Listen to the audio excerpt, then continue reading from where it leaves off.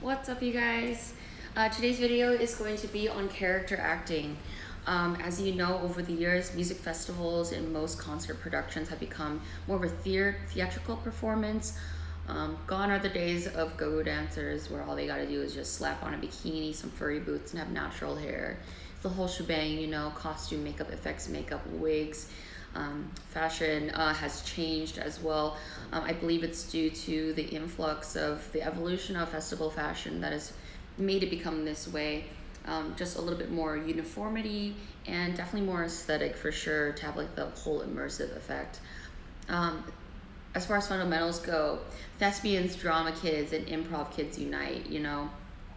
Using light method acting can work wonders for your character. And once you are given your character, it's like, are they given a name?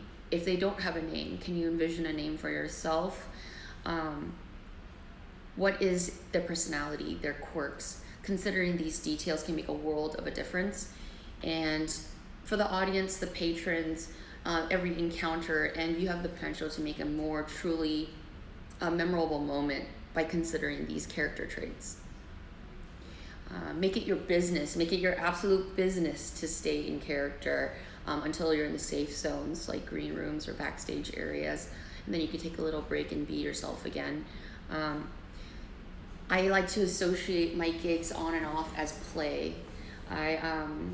Even with a creepy character, being in the mindset that this is playtime can allow you the freedom to depart from any ego blocks. Or on the other coin, it may even inflate your existing parts of your personality. Like, are they goofy? Are you being a trickster? Are you a pure naivete? Is there a sense of regality? Are you an old soul? Are you a young soul? Are you nasty? Are you sweet? Like thinking about those little traits are little details that can be very helpful. As far as interactions go, sometimes you may be allowed to interact with the patrons. Other times your character may be mute. If you have the knack of altering your voice at all, go off.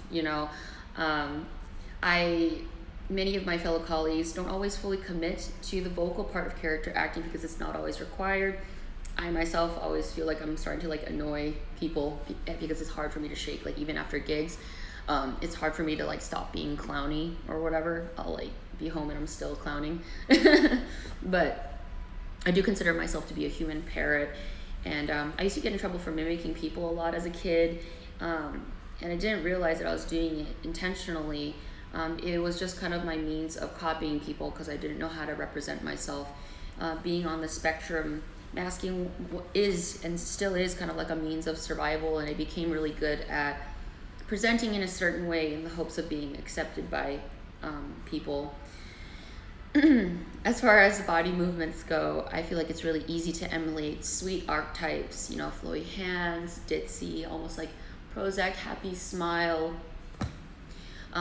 maybe a little bit aloof, maybe a little bit ditzy, but light archetypes can also be very matronly and regal as well in stature and poise. It all depends on the mood of your character, and I definitely try to emulate that Disney princess vibe.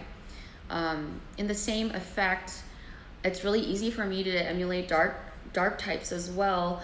I don't know if you're familiar with the dance form Butoh, but it's a traditional theatrical form of dance in Japan, and it blew up after World War II. People had this deep desire to express their pain and torture and anguish through movement, and it's a diverse range of all sorts of techniques and styles.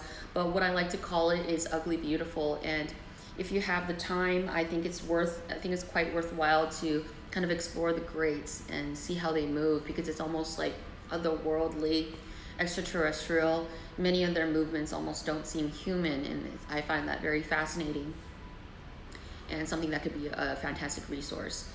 To my friends that know how to bone break, go off, especially for creepy characters. It just adds this level of provocation. You're like, holy shit. Even for bone breaking dancers, even if they're not in character, even if they're not in character, if they don't have makeup, it's still such an impressive, provocative movement, you know. And as far as stance go for dark archetypes, you're generally going to want to have like contorted hands and strange clicking movements. Hunch shoulders, jagged movements read really well. If you're roaming, you know, I like to kind of like lock gaze on a random patron, and if we lock eyes, I like to hold it to an almost uncomfortably weird moment, and then playfully lunge at them. Just because after working all these haunts, I learned that at Hollywood Haunt. But I have this weird personal thing where I like to collect screams. It became like my thing ever since I've been working like haunt events, which has been about at least like 6 or 8 years now. And I try to collect as many screams as I can. I'm told that it's like kind of like a dark, weird thing, but honestly, I have distinct memories as a child and going to haunted houses. And if anybody had the ability to make me scream, I always thought that they were a cool character. Anyway, that's my sit down with you for Halloween. I hope this gets you better prepared on whatever spooky or light and fun characters that you're going to be dressed in. If you have any more in-depth questions that you would like to find out in more detail, just go ahead and leave it in the comments below. I love you guys. Get ready for Halloween.